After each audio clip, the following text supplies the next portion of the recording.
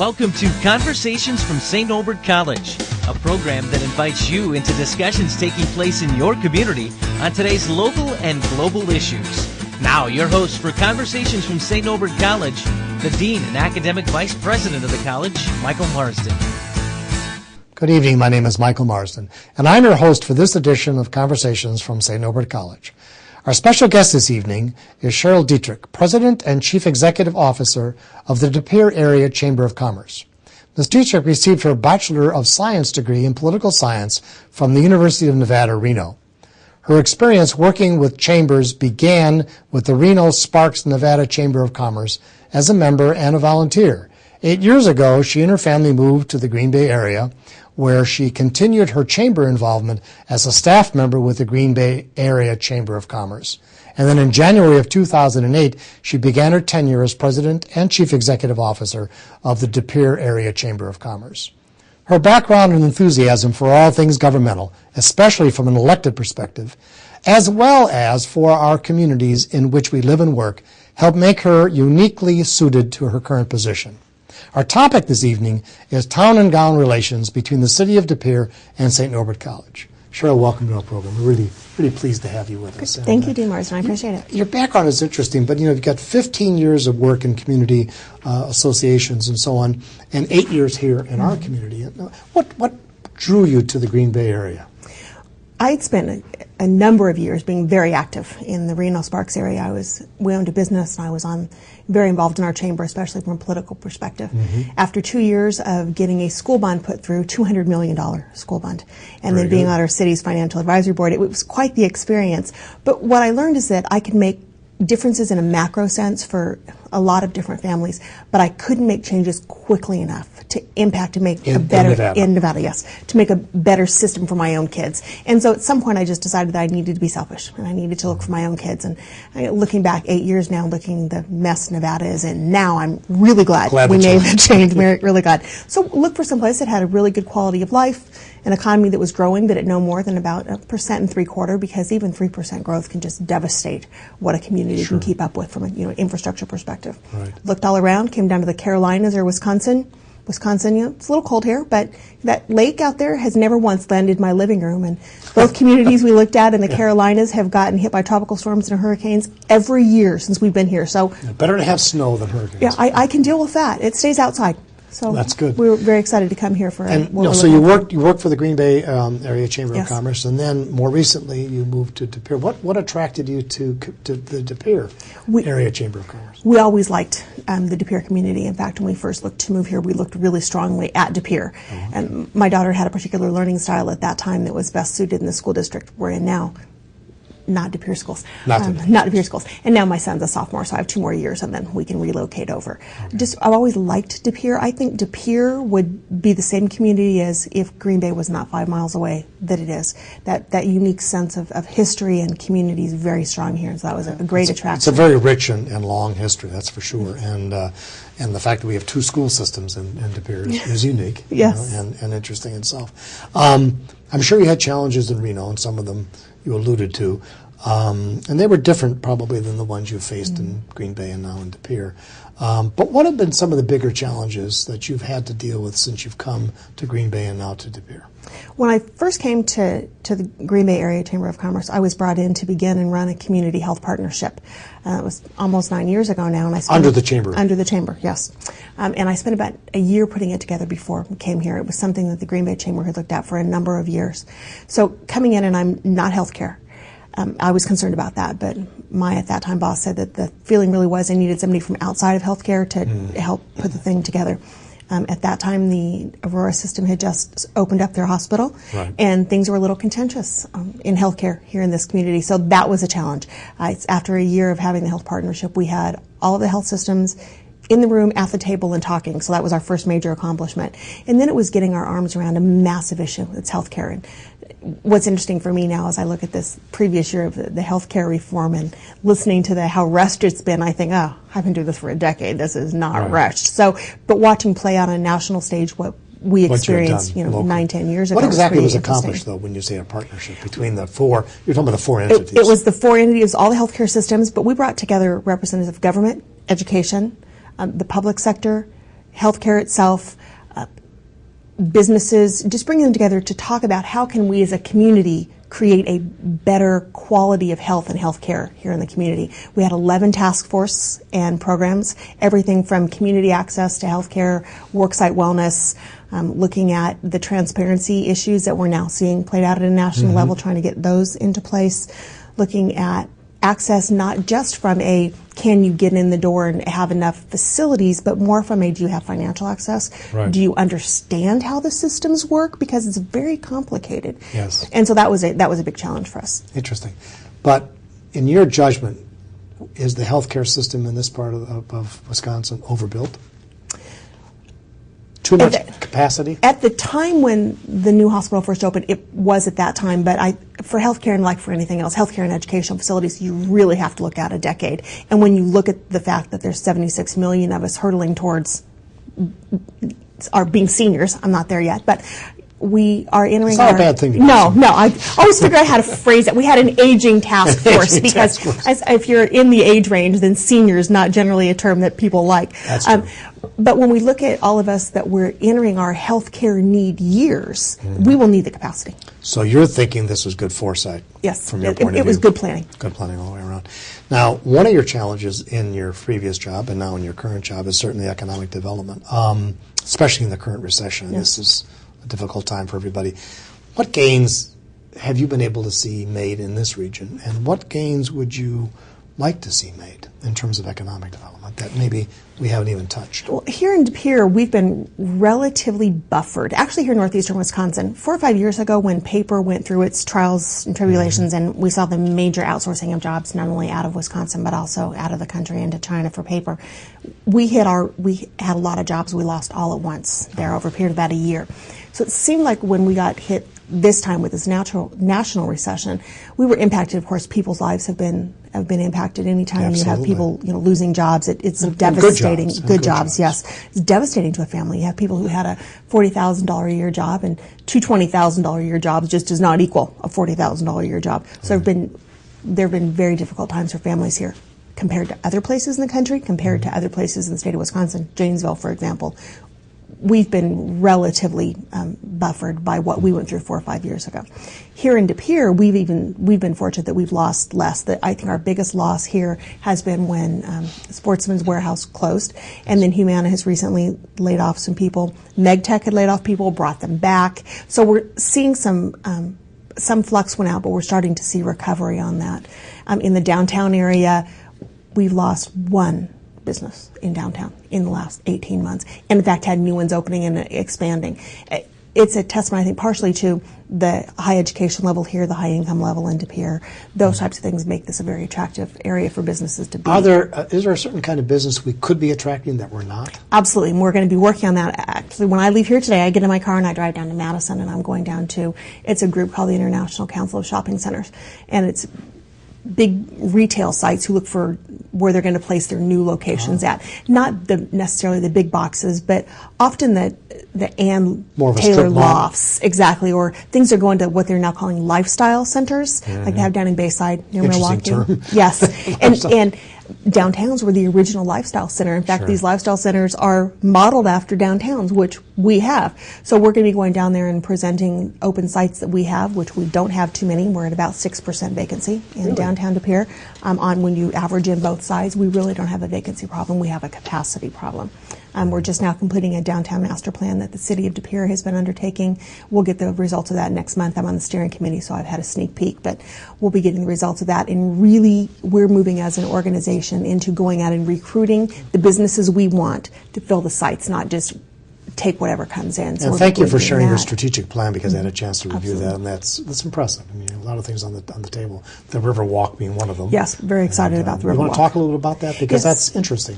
It's called the Catherine Harper Riverwalk and Nature Viewing Pier, and it will go from Voyager Park across 2 bridges across the lock, and then out to Government Island, which is a National Historic District that right now you can't get to, and then it will be a riverwalk down. A boardwalk down the island, and then go out to the side of the old bridge, and we'll go out 300 feet, and we'll be a nature viewing pier into the river on the foot of the old bridge. And then there's a gazebo one end, and then there's going to be a fishing wharf pier at the north end of Government Island. And we really believe that's going to add something to the community that you just can't have anywhere else. We've been in 2 years, and the city has done this, of course, but 2 years working with the DNR, and it's been a process to get those approvals done. We've got about 650, maybe 700,000 raised for the construction. I was going to ask you about the funding. So yeah, of course, costs have gone up during the time since. What do you estimate the project to be? We think around $2 million, but that includes maintenance. And then the plan for part of the downtown plan will be coming out of the old bridge space at George Street, what we now call the George Street Landing, with a connector bridge that has to go up 21 feet in the air for the highest point. To get to the island. Yes, and then walk over to get down to the island. And that way it'll complete the circle from Voyager Park into downtown and really make that a driver for economic development into the downtown. Sounds wonderful. We're very excited about that. What do you think the chances of getting it all done in the near future are? Well, the plan is to break ground this fall. Really? Mm-hmm. And then we think it's about a year build out.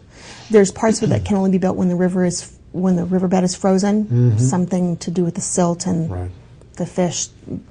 Above my pay grade to understand, but I know it has to be frozen for part of it to be done. We think that's going to be a really exciting piece, not only for the community, for economic and business development, but tourism, because nature tourism is huge. Historic tourism because of the island, education because people can get out and see.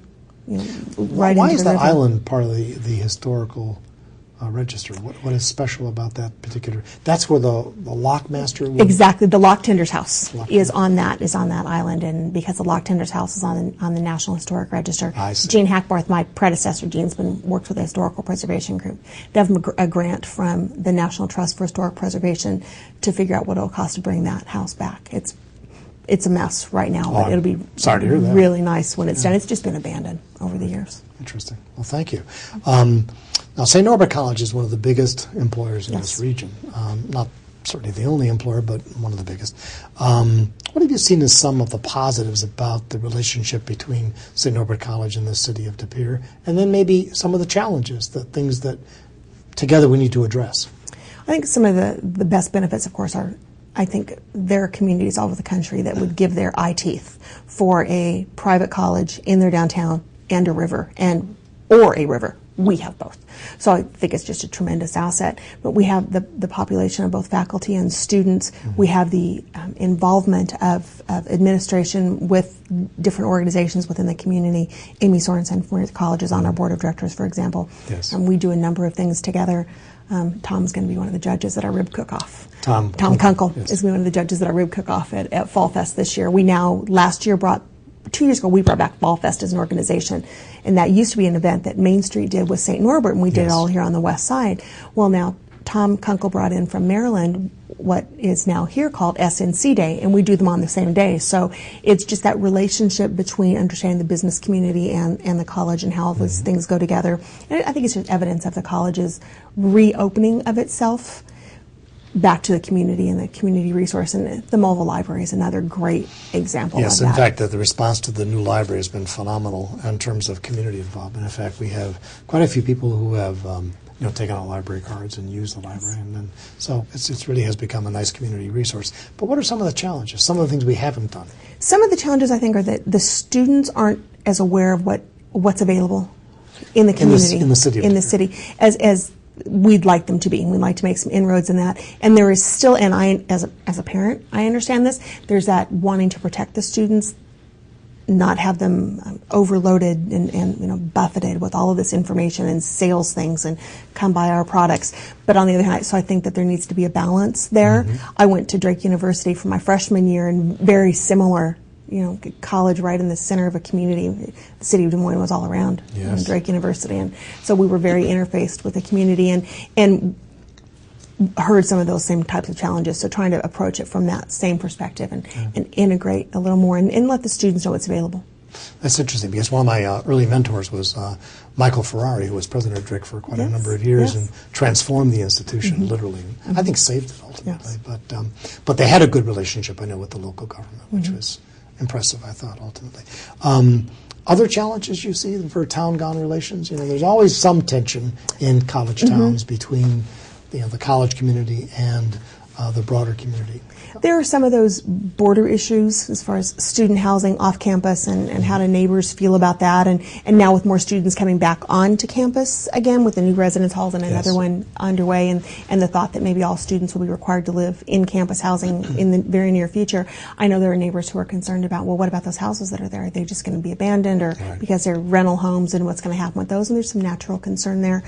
I think from a real perspective, I don't think that will be a big issue long term. I know in Reno, UNR is the same way. University of Nevada, Reno is also in town, and some of the houses that over time were no longer college rentals have been bought by private individuals because they're on near green spaces and they're beautiful and they've been renovated. And well, that's really true. Nice and I think, of course, just to set the record straight, St. Norbert College has always had a 4-year residency requirement, but never enough beds on campus to accomplish it. So students were allowed to live off campus in their some junior, mostly seniors. But we're trying to attract most of the students back to the campus, and that's the goal. Which makes sense, especially to keep them close to classes. Oh, I think so. Sure, and it's part. Well, we believe in the residential experience, and so I think that's part of it. I want to remind our viewers that you're watching Conversations from St. Norbert College. Our special guest this evening is Cheryl Detrick, President and Chief Executive Officer of the De Pere Area Chamber of Commerce. Our topic this evening are town-and-gown relations between the city of De Pere and St. Norbert College. Cheryl, we talked a little bit about this, but are there any other ways in which you think we could enhance the relationships between the college and the community? I think one of the things that's going to be interesting for the community is when the new stadium goes in. Yes. I think that will opens this fall. And I think that will make the community feel that that athletic connection. I know in Reno, for example, Reno's a much bigger community than De Pere or even Green Bay. Reno Sparks is about 3 times the size of the greater Green Bay area in people, not in physical location.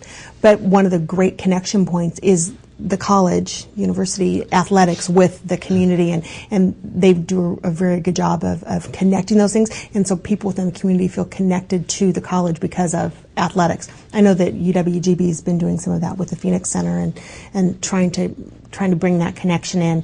I think that's going to be an interesting connection and bringing those in. But I know that Schulte has the antique show and there's things that are available there. I think it becomes more difficult to let people know what's going on, oddly, in a time when we have so much more communication available. We've noticed that we have everyone's email address, but we're only getting 20% of people actually reading things. Really? And they don't want things in the mail anymore, but they're not reading, and then they say they don't know what's going on. So it's difficult, and I know here at St. Norbert's are very good about sending out notices of this is things that are happening and inviting the community and advising people on what's going on. But it's that, trying to get people to read, lead a horse to water. There are a lot of things going on, and most of them are open, virtually all of them are open to the public, but getting that information to them and piquing their interest and so on. It'll be interesting, I think, with the new stadium to see if we can increase the attendance. I'm moving it from, really was considerably off campus. Considerably, yes. Now to adjacent to the campus, I think will make a real difference. I've read I think it's in your bio that, as I said at the opening, that you have a real interest as a political scientist in all things governmental. How do you remain positive with all the stuff that's going on, regionally and statewide and nationally that are quite negative? How do you remain? Why not just run away from it all? I always say that politics was my first love. I was about 10 when Richard Nixon climbed the stairs of what was then going to be just an Air Force jet and turned around and waved and climbed in that airplane and gave up the presidency and just flew away. And I was struck, I guess I was a little precocious, but I was struck by that this man's commander-in-chief of the greatest military on the planet, and there's no tanks, no guns. He just said goodbye and walked away. And somebody else took over. And that just stepped up and didn't miss a beat, and we just moved forward as a country. And difficulties, but nobody was killed. There were no kangaroo courts, and I was struck by the amazement that happens, because historically it's never happened anyplace else. There's a reason we call this a great experiment. And I look at it, and there's a lot of negativity and a lot not getting done. Philosophically, from my political scientist hat, I look at it historically and look at other great nations that have come and gone, and some of it strikes a little fear, but I look at it and I think if we can get more people engaged, and even if they're shouting at this point on both sides, and of course when they're shouting, no one's listening because they're all too busy shouting, that at least we have people engaged, and isn't that better than what we experienced for so long? So I don't like what's happening because I get very concerned about where we're headed. I'm concerned about the level of not just negativity, but there's almost violence in people's conversations. That concerns me, but it's escalated. That's true. It's very much, and nothing's broken out. And I have hope that our republic will stay strong. I'm a Jeffersonian Democrat, so I have faith that we can continue to pull through this, and we're going to come out. I always say America's best days are always ahead of her. Well put, but we still have a challenge, because the challenge in front of us is that, looking at it realistically, who would want to run for office given the scrutiny, given the attacks, given all the things that go on? And so what do we do about getting the next generation really interested in public service and elected office? Oddly, I have a daughter who's 21, political science major. The apple didn't fall too far from the tree with that one. I always thought I'd head into public office, but I have a family now, and I won't place them in the line of fire. Run. No. I won't place my family in the line of fire because it has gotten so awful. She really, really wants to be in public service. Jeffersonian Democrat as well. She believes it's a calling. She believes that if we don't have good people who are willing to step up, then we all lose. So she's right. But how do we convince them, given that environment, how do you convince them to step up? So many and I guess maybe it's just the classes that she's in and the people she knows. She's not the only one. A lot of her peers, they talk about the changes they want to make and get themselves through school and get themselves established and then move forward. And they're looking at public service. And I used to be more concerned about it till I've gotten to know some of her friends. And her classes are online, so I read their discussion groups, and because she'll call me in and say, "Mom, you've got to read this one." But I'll go in and I'll read them, and I think that once they understand that there's more beyond just school and they begin to get bigger, I think they'll step in. I do believe that a change has to happen with the way the media treats public officials. I think it needs to be back to being respected again. Well, the way we all treat public officials. That's true. There's a certain level of uncivility in a lot of our discourse. Very much. And a lot of the letters to the editors and all the things that go on. In terms of the public interaction. So I think we've got to change that. One of the things I thought about is there a way for the Chamber and St. Norbert College to sort of cooperate on civic education? I would love that. In ways that we haven't done. I would love to do something with that. Even if it's just letting people know how government works and how they're involved in it and how we all have a responsibility for it to work, and that part of that has to be civility. Where have manners gone? Yeah, I agree with you. And it's in public discourse. It's in public interactions, the way we interact with each other. That's got to be something that gets turned around, and I think that would be a great program to do. I think it would too, and I think the debate over health care just brought out both the best and the worst in us. Absolutely. It was on both sides of the equation, and Absolutely. it was. Obviously people have to debate the issues, but they can do it in a way that is respectful and that treats the person who doesn't agree with them with a lot of dignity and courtessy. Without demonizing the other side. Exactly. And I think you see that in some political figures. I mean, one of the comments about Ted Kennedy when he died was that many of the people on the other side of the aisle respected him greatly because there was a mutual respect for different positions, and they could deal with those issues that way. I want to ask you a little bit more about, however, the Pere Chamber of Commerce. I went back and looked at two things, one at your mission statement and one at your vision statement. And what struck me, if I could just read a section of both, your mission statement reads this way: to support the success of our members and champion prosperity by fostering economic development and serving as the voice of business. Fine statement, but where is education in that? And then I look forward to this is just a piece of your vision statement, but it talks about, quote, fostering a cooperative environment among service, retail, manufacturing, and government interests to enhance the economic development and the life experience in the De Pere area, unquote. Again, no specific mention of education. And why? Why isn't that part of the public statement about what the Chamber is interested in? Well, I agree with you. The mission statement and vision statement were put in place in very late 2006, early 2007. Just a bit of history about the organization to kind of put it in perspective. That'd be helpful. De Pere had a chamber starting sometime in the 30s. We are not exactly sure when, but we know it's back sometime in the 30s. Had a chamber of commerce that had been around forever. In the mid-80s, there was a movement that created the Green Bay Area Chamber of Commerce, largely for lobbying and legislative efforts. There was a concern that the money in this state was going to Madison and Milwaukee, and that if northeastern Wisconsin, specifically the Green Bay area, didn't come together for a lobbying voice. That was true. Very much. So that's why it was formed. Nearly immediately after, De Pere said, wait, we need our own voice. So there was actually two associations. There was a De Pere West and De Pere East Businessmen's Association. That's surprising. Yes, in the 80s, Businessmen's Association, which I found to be kind of funny. Then they formed together and created the De Pere Professional Association. So that's the history. Then there was the move to create the De Pere Main Street program, which happened in 1990. Was when Main Street. This was more recent than I thought. Yes, it was 20 years ago. 1990 was when De Pere became a Main Street program, 8th in the state, I believe. Been around for just celebrating our 20th anniversary. The Professional Association, the Main Street group, formed the DBA, which was De Pere Business Alliance, and then was just the DBA, and they did that for 16 or 17 years. Then in 2006, this is pre my tenure, the community did a SWOT analysis on the DBA, and the board at that time brought the community together and said, all right, what do we want this to be? And through all the conversations and the SWOT analysis, people kept saying, well, we're really like a chamber. Why aren't we a chamber? And they decided that that's what they should do, is go back to being a chamber again. So then reformed as the De Pere Area Chamber of Commerce. That happened. That went on for about a year, and that was when that mission statement was formed. And I believe it was formed out of that SWOT analysis. Okay. My predecessor, Geraldine Shad, left in November of 2007. I was brought in January. Of 2008. Yes. One of the reasons that I was hired specifically was because of my chamber experience at larger chambers. The Green Bay Chamber is much larger than the De Pere Chamber by about 6 times. And then my experience in Reno with the 2,500 member chamber. So larger chambers, and that I've done the full gamut of the chamber experience, everything from what we call the personal involvement level, which, personal networking and going to breakfasts and handshakes and that type of thing, all the way through full community development, being involved in political campaigns, not for elected office, though we did that here in Green Bay, but more in the big school bond issue that I was involved in.